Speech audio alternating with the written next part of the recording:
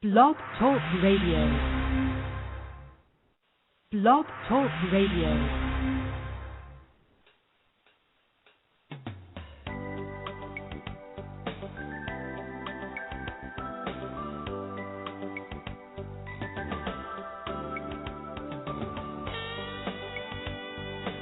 Hi everyone, and welcome to a very special edition of Franchise Interviews, where for over 5 years we've been asking the entrepreneurs one-on-one. I'm your host, Marty McDermott, and I'm the president of Franchise Interviews, and we have a great show today. We're meeting with Keith Gerson, who is the president of global operations for FranConnect. We're also meeting with Nick McCausey, who is the vice president of client services at FranConnect. And FranConnect is a leading provider of franchise management systems, as more than 450 brands use the company's comprehensive systems to establish, grow, and manage their franchise operations. That's coming right up on Franchise Interviews. So stick around because we got a great show.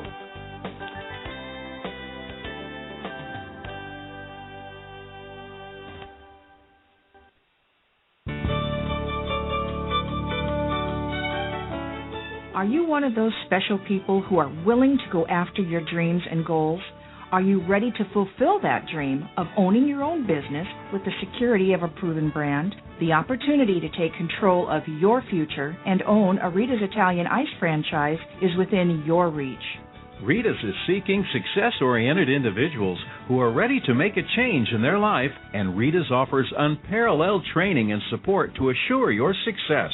And did you know the frozen treat industry is a recession-proof industry, and there are Rita's in 23 states currently with 540 stores open. Rita's Italian Ice has been around for 25 years and is listed as a top-performing franchise by the Wall Street Journal. Now here's the really good part. Rita's Italian Ice is a unique and amazing taste treat. It's smoother than a snow cone, and it combines ice with real fresh fruit. The real fruit adds dramatically to the taste, and it comes in over 40 flavors. The ice and fruit are mixed on site and made fresh daily, and it is delicious. You'll want to know more about this exciting and successful franchise opportunity. Go to www.ownaritas.com and get all your questions answered. That's www.ownaritas.com to take control of your dreams and future today. You don't want to wait any longer to be a part of this adventure. www.ownaritas.com.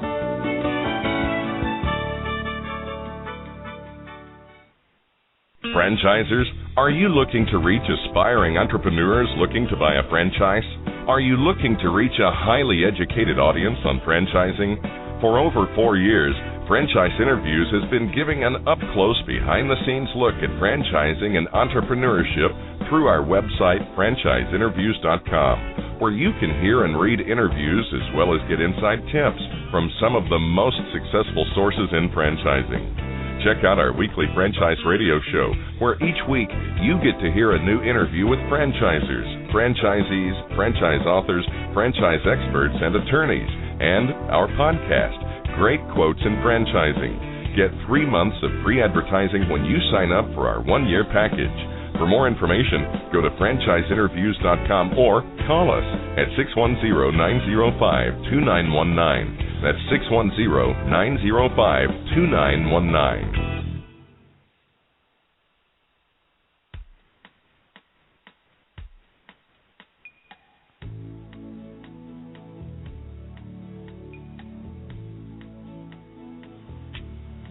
Hi, everyone, and welcome back to Franchise Interviews, where for over 5 years we've been asking the entrepreneurs one-on-one. I'm your host, Marty McDermott, and I'm the president of Franchise Interviews. And as we were saying earlier, we have a great show today. We're meeting with Keith Gerson, who is the president of global operations for FranConnect, and also Nick McCausey, who is the vice president of client services at FranConnect.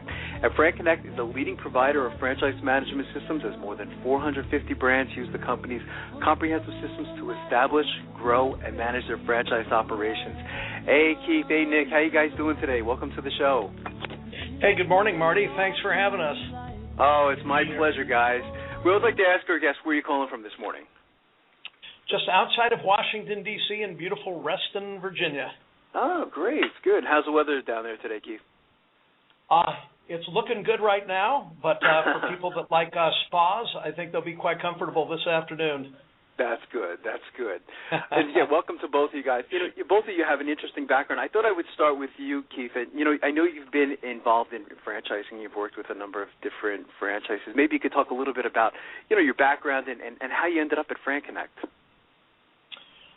Well, thank you. Yes, I've spent, I feel so old saying this. I've spent my entire adult life, 38 years now, in franchising, primarily as a franchisor and also as a franchisee. The first 18 years of my life was spent with some of the best-known quick serve or fast food franchise chains, and then I went ahead and moved over for the next 20 years to service brands. Wow! So it's and so now I find myself here at FranConnect, and it's definitely a different environment for me. I'm not walking with quite as much swagger because everybody assumes that once you get the title, all of a sudden you become an expert at technology. Right. That's why Nick's here. How about yourself, Nick? I know you have a background as well in franchising, and you've done some interesting things in your life. How did you end up at FranConnect? As Keith mentioned, I started out on the technical side, so I started with IBM on the technical side of things, then moved over to sales and marketing early in the career, and then I left the Blue Army to pursue startups in Silicon Valley, mostly technology startups, and also strategic marketing as well. Wow, that's fantastic. So, Keith, maybe you can go back to, what's the difference now in working with a supplier? Again, you've been involved from the franchisor standpoint, the franchisee standpoint. What are some of the differences in working with a supplier now? Well, it's been pretty advantageous in many ways. I was already a client of FranConnect's. Mm-hmm. And one of the main reasons I made the decision to come over here was on the basis that they were so helpful in my defining my systems and processes. And anybody who's ever run into me at franchise learning events and symposiums know that I really love coaching and mentoring and teaching. And so for me, the biggest change right now is the opportunity rather than sharing my insights and collaborating with franchisors and franchisees. I'm able to do it on a much larger stage with 450 clients and now being called upon more to talk about the role of providing these technologies and solutions. But I've got to admit the biggest challenge for me is that we have a very robust group of solutions that kind of span the entire life cycle of the franchise relationship, a number of them that have been really quite educational for me, that as experienced as I was, I frankly didn't know that they existed. That's fantastic. The show is real timely, Keith and Nick. I was just talking last night. I teach marketing for Kaplan University, and we were talking about the small businesses. We were talking Sal's Pizzeria and Tom's Cleaners, and how difficult it must be for the small business to market. I know you guys. I think it was you did the survey. You found that 62% of small business owners are struggling to keep up their local marketing campaigns. And your service, I think, is really fantastic. As I was reading about you guys, it sounds like you're able to put marketing on an autopilot. Maybe you can talk a little bit about all the different services that you guys provide, because you provide a lot of different things. Well, I'll start, and Nick will add further to this. Okay. As I mentioned, we cover the entire spectrum of the franchise relationship, literally the if you will, cradle to grave, if you will. Mm-hmm. So the spectrum of our primary solutions start with everything from the franchise sales management and utilization of integrated electronic brochures to get engagement. We move them into store opening management. We help with compliance with franchise information management applications, POS integration, CRMs. It's literally the definition of each organization's processes and the ability to put them in a defined system for them to be able to replicate across their franchise system. Nick, what would you add? I would add to that, Keith, that as well, to get across the whole spectrum of the franchise life cycle, A couple of the ways we've architected the system that are very important come into play as well.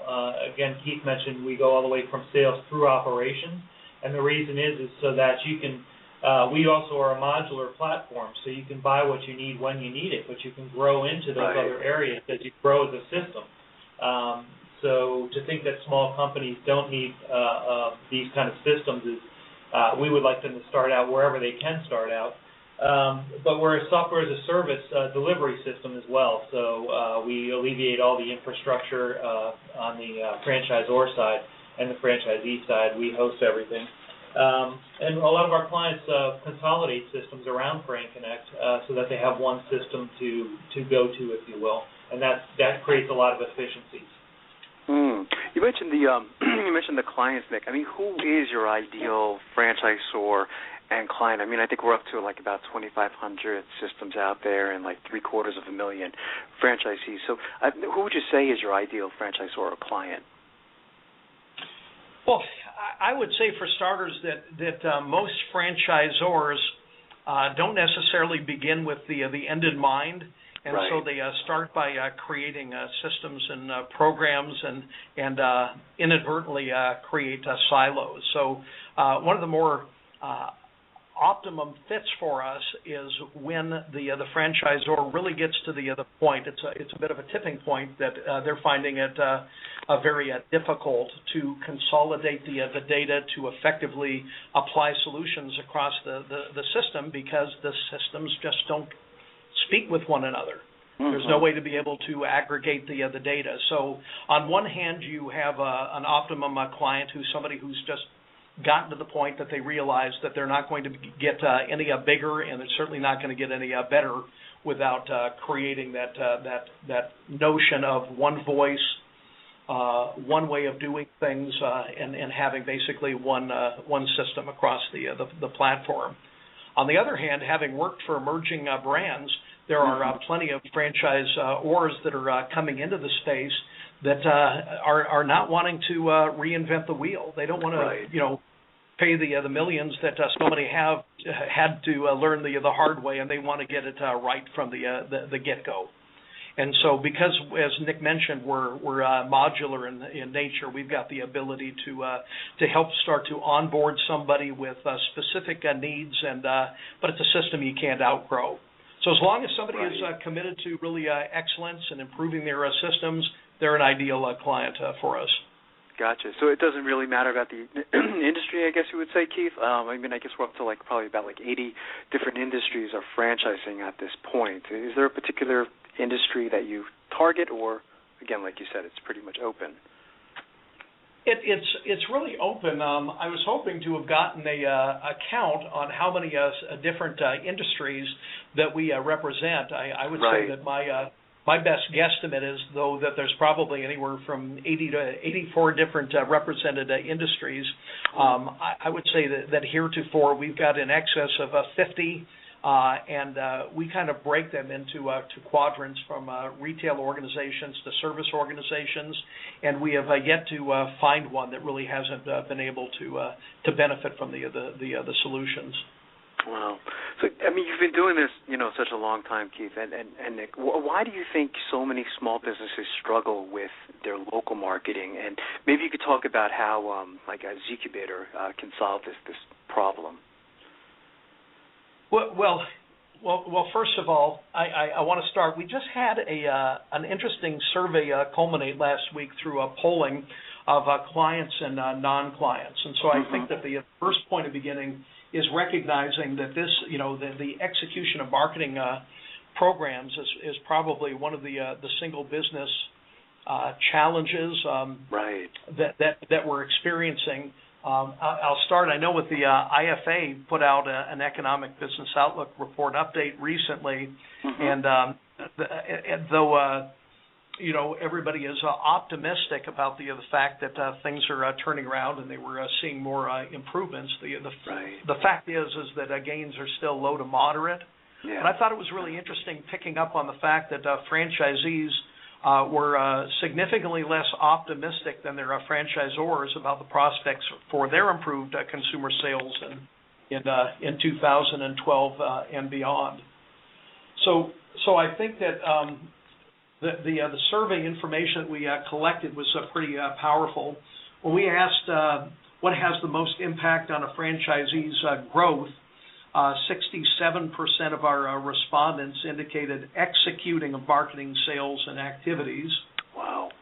When we asked them why they believed that franchisees were failing to effectively market, right. 41% indicated that they really didn't believe that campaigns yield results.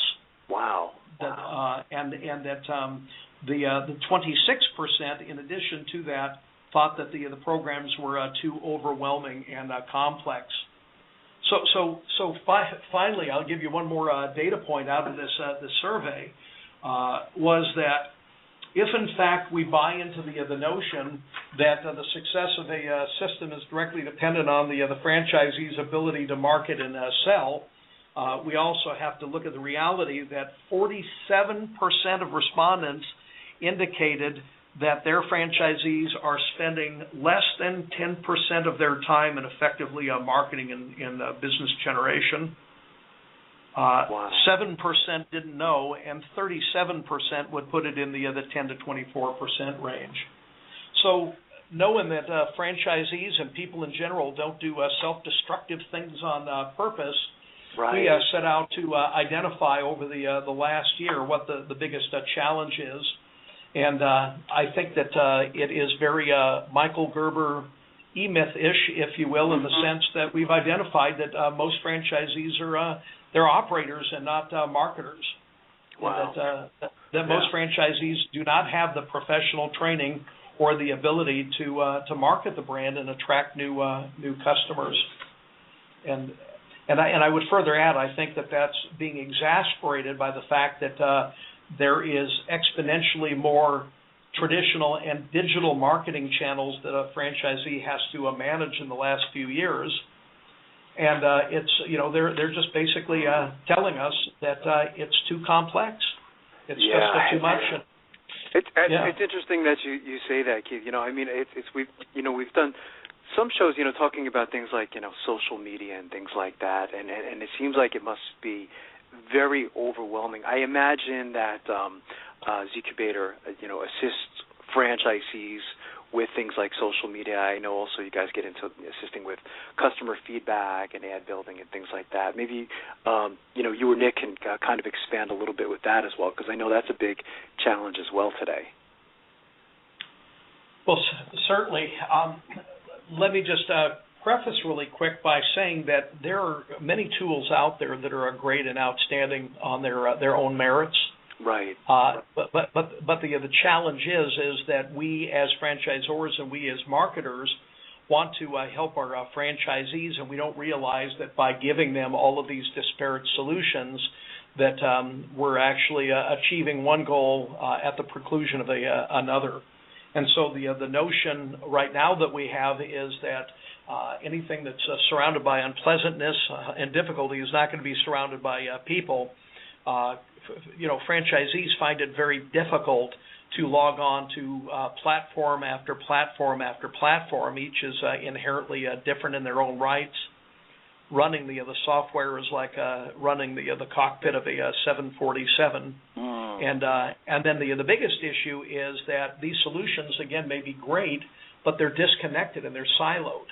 And they don't have the ability to basically aggregate the information to be able to inform so that somebody can do a better job of making decisions of what to feed in terms of what's working and what to starve in terms of what's not.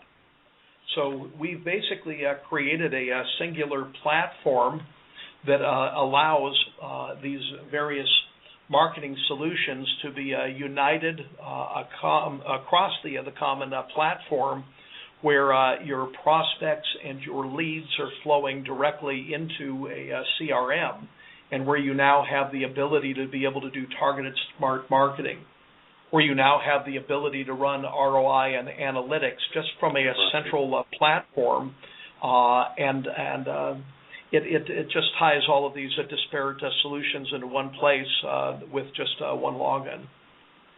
Nick? This is interesting. Good, Nick.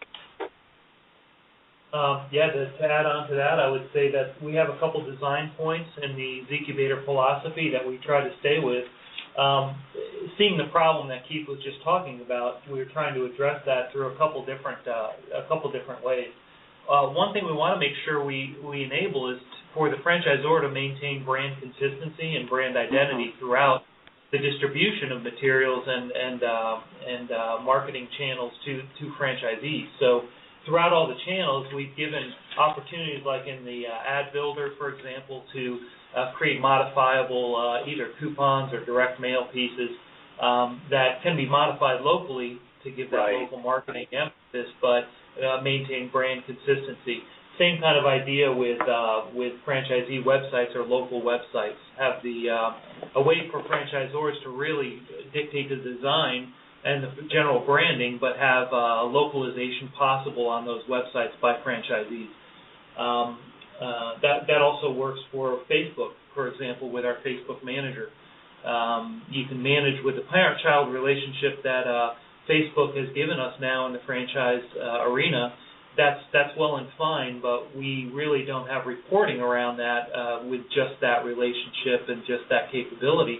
So in Zcubator, we've really given a high-level visibility to the kinds of metrics that you need when you're managing Facebook sites, but again, also gives you the branding of the Facebook pages. One other item to mention is that there's this play between obviously corporate or franchisors and franchisees, and we find that some of the bigger franchisee systems certainly know about marketing and do a great job of marketing, but that may be only 20% of your system, and we're concerned about helping the other 60 to 80% as well that maybe don't do a great job of marketing or just overwhelmed and don't do it at all. So we're enabling franchisors to be able to reach out and help down to the level that they need to, but also allow localization.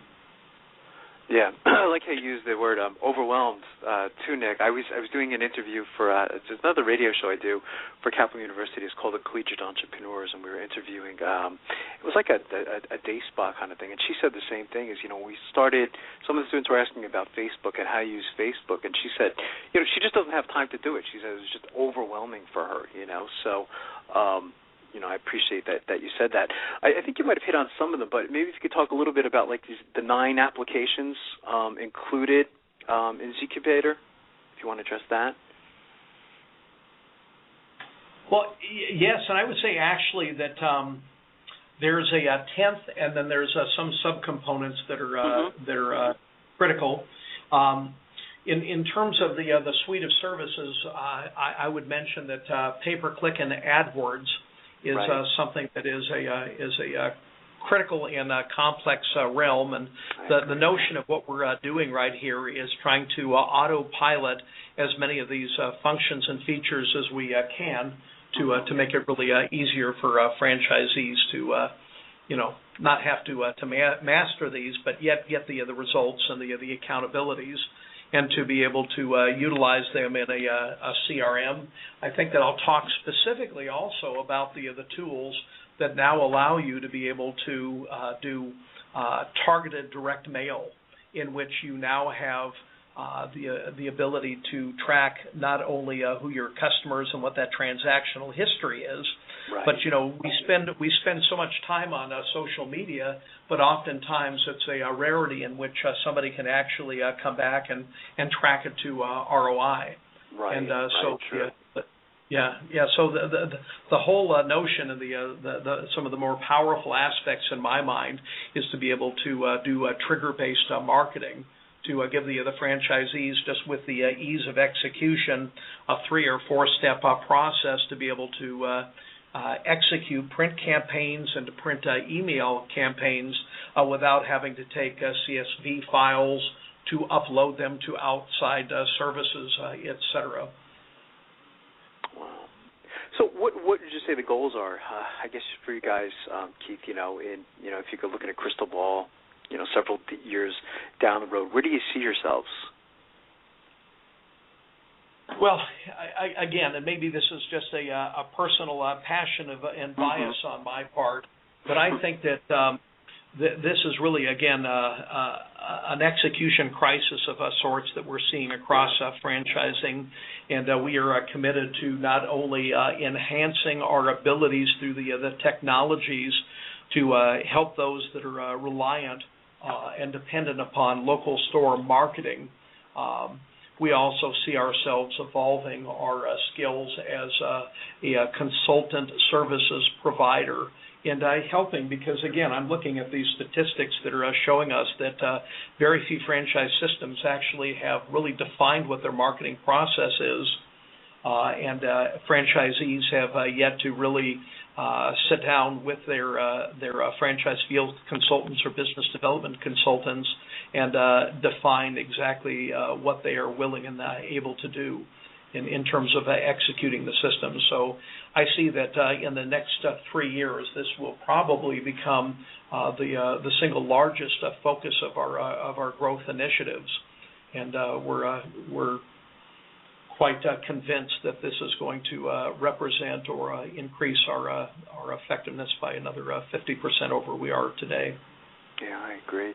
Were you surprised when you saw those statistics, Keith? I mean, those are pretty powerful numbers. You know, when you see that, you say, "Oh my God!" Yeah. You know, I mean, were you surprised about that? I mean, because you've been on both sides, you know, the franchisor, franchisee side. Marty, I would have to say that I was not. When I go back and I look at my own marketing career, I felt pretty darn good about my skills as a brander and a marketer. I actually had the opportunity to, rebrand and drive the efforts of 3 major franchise systems. I've received. This is not self-serving. I'm going to take this in a very humble place here in a moment, but I've won Addy Awards for creativity and for effective market campaigning, but the fact is knowing the entire history of bowling and having all of the greatest tools didn't necessarily help me knock the pins down, and so I've been thwarted for many years with the issue of where and how to get more franchising engagement around marketing. And it wasn't really until I saw where and how the role of these technologies could really help. And I really thought and believed that a time would and could come that this information could be aggregated and pushed up to the franchisor level, so you could do a better job as a franchisor in kind of augmenting and filling in the gaps, as well as doing a better job in fulfilling a better return on marketing spends. You know, that IBM survey of chief marketing officers had these folks coming back, and these are professional marketers telling us that they believe that 80% of marketing funds and expenditures are being spent ineffectively. Wow, that's pretty high. Oh, it is, and you and I can think back even just 10 years ago that execution of franchising programs in many ways had to do with yellow page advertisements and creating of websites and sending out advo, and it's just gotten more and more complex. And so I've known for some time that it was a challenge. Now, Marty, I think it's really going to get close to just one of the biggest and most important areas for a franchisor to focus on. That same Ad Age report out of the survey said that 78% of chief marketing officers are expecting more complexity over the next 3 to 5 years, and 48% of them said that they were prepared. So you've got the greater majority already identifying as marketers, with that being their full-time endeavor. They're challenged. So, wow, that's fantastic. And that's where you guys come in, of course, and you fill that need or that niche, And I agree with everything that you said, Keith. I think it's getting more complicated. And I think sometimes a small business thinks that marketing is easy, to find out that it's very complicated, and it's getting more complicated every day, isn't it? It sure is. That's fantastic. Well, I'm so glad that we finally got to have you guys on the show. I've been familiar with your company for a while now, and I've been watching you. So I would love to already invite you back for next year, both you gentlemen, Keith and Nick, and watch you guys as you continue to grow. I think you have a great service. Looking forward to it, and thank you so much again for having us on the show. Oh, it's my pleasure. Thanks, guys, and have a great day. We'll be right back with more franchise interviews.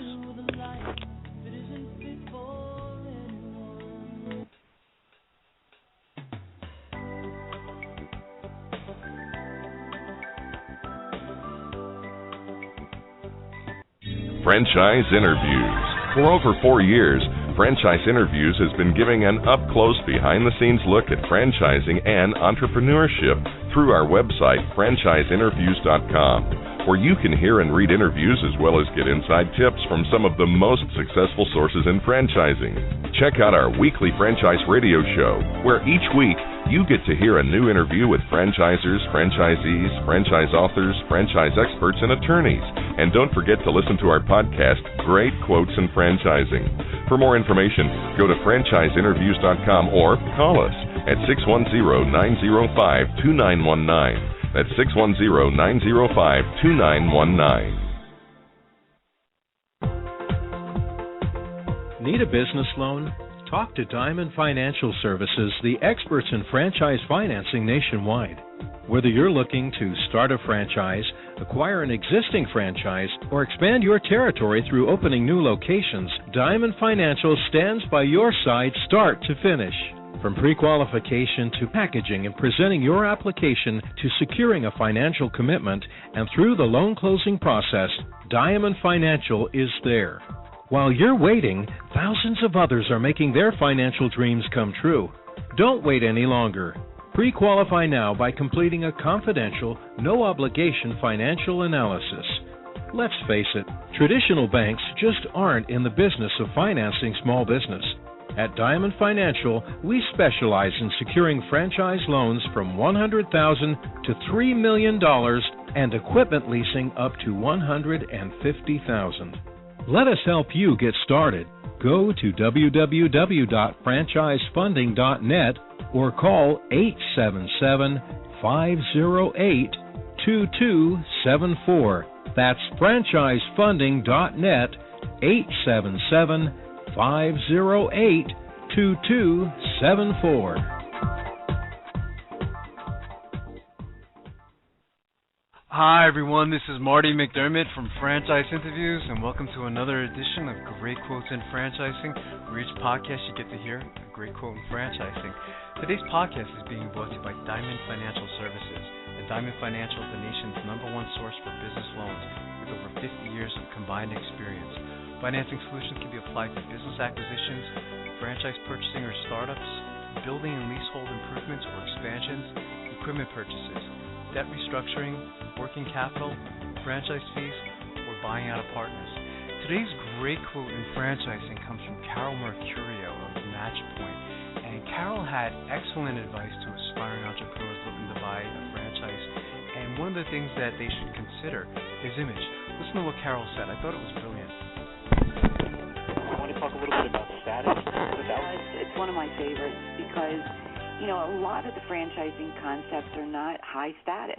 Right. If you look at some of these categories, and then there's others, where you'll find there's more of an executive model. And that becomes an issue with people depending on what their background and experience is and what are you willing to give up to have a business on your own. And how important is status to you?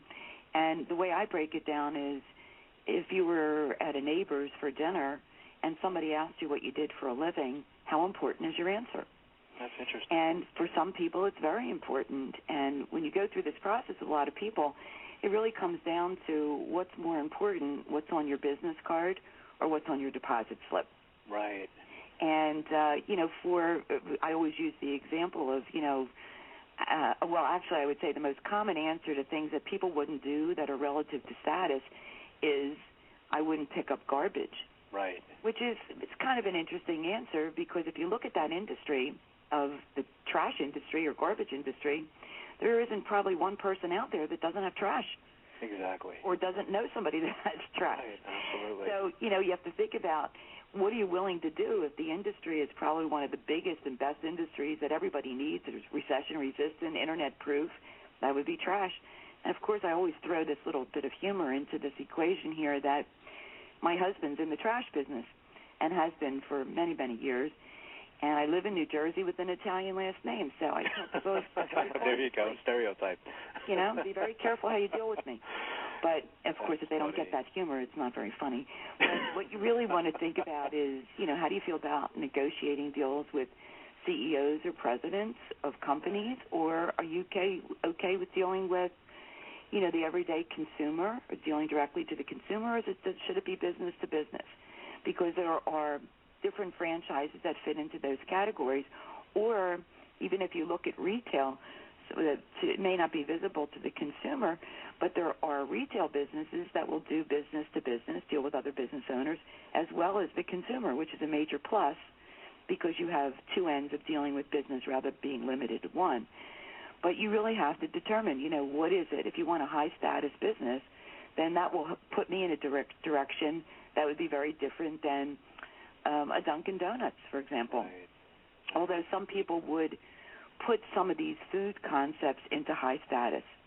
I'm not sure why, but I do believe that people's perception of food is a higher status.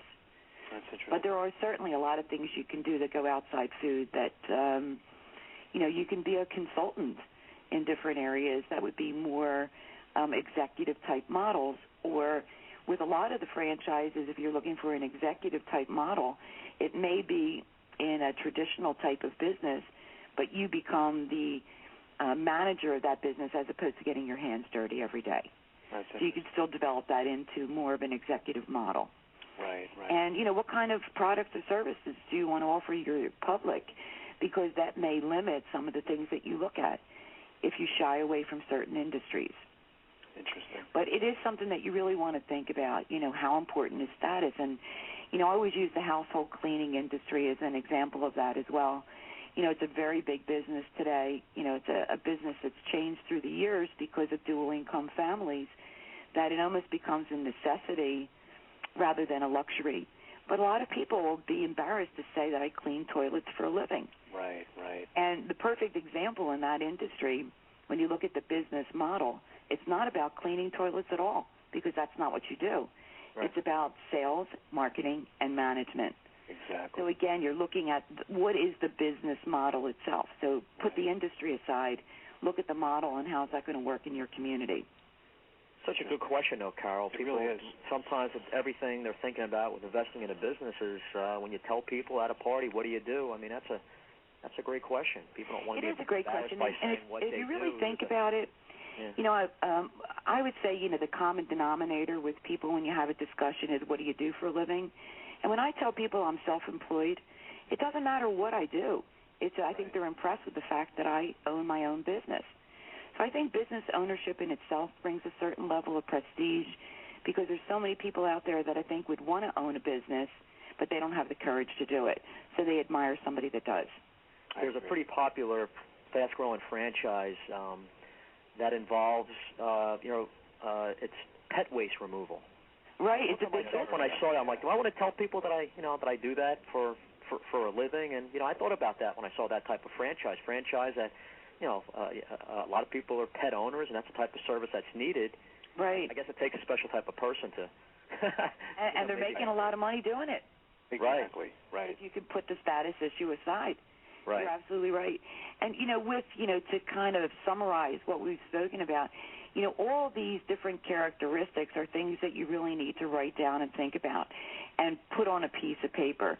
And if you put it all down, and you start figuring out your likes and your dislikes, I thought that was great advice from Karol, taking status into consideration. We've never heard that on a out of 80 show, so I thought that was fantastic advice. So once again, I hope you enjoyed this edition of Great Quotes in Franchising by Franchise Interviews. And again, we'd love to hear your feedback, and we hope to see you again soon.